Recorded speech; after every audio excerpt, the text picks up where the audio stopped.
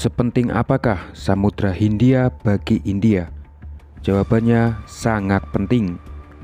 Karena 95% perdagangan India dalam hal jumlahnya terkait dengan kawasan Samudra Hindia.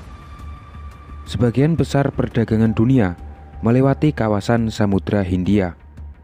Karena alasan lokasi yang strategis, wilayah ini juga menjadi bagian dari persaingan kekuatan internasional. Hubungan antara Cina dan India yang kurang akur, apalagi sejak tentara kedua belah pihak terlibat bentrok pada tahun 2020 di sepanjang perbatasan Himalaya. Walaupun konflik tersebut berhasil diredam melalui sejumlah perundingan, nyatanya India tetap waspada akan ancaman yang muncul dari Cina.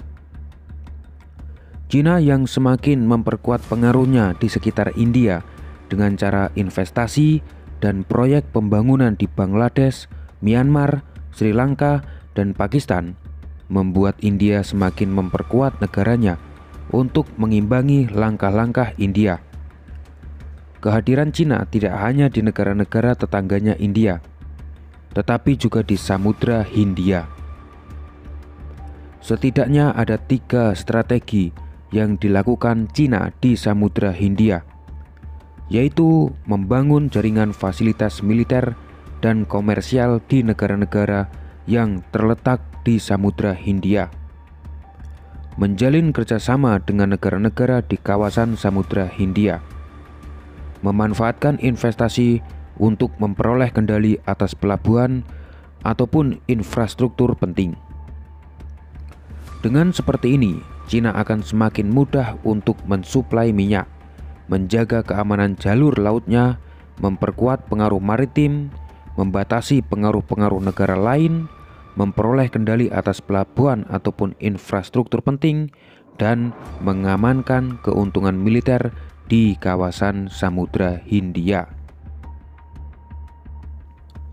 India yang menganggap Samudra Hindia sangat penting bagi dirinya, melihat Cina yang seakan-akan mau menguasai Samudra Hindia, tentu tidak terima. Oleh karena itu, Menteri Pertahanan India Rajnath Singh mengatakan bahwa India akan lebih fokus memperkuat militernya, khususnya angkatan laut. Khususnya lagi mau difokuskan ke titik-titik jalur perdagangan utama, yaitu Samudra Hindia. Inilah langkah India menggunakan kekuatan militernya di Samudra Hindia untuk menghadapi Cina.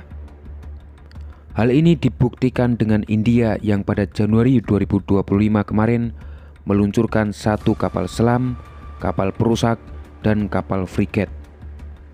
Peluncuran kapal perang ini dilaksanakan di galangan kapal Angkatan Laut Mumbai dan dihadiri oleh Perdana Menteri Narendra Modi, Kepala Angkatan Laut India, dan Menteri Pertahanan India itu sendiri. India berencana akan memperkuat angkatan lautnya dengan 175 kapal pada tahun 2035 dengan penekanan menggunakan komponen dalam negeri. Tetapi para pengamat malah menyoroti India yang agak ketinggalan dalam hal mencapai tujuan tersebut. Pasalnya India dalam setahun hanya sanggup memproduksi 4 kapal perang, sedangkan Cina dalam setahun sanggup memproduksi 14 kapal perang. Dalam hal ini bisa disimpulkan bahwa pembangunan kapal perang India jauh tertinggal dengan Cina.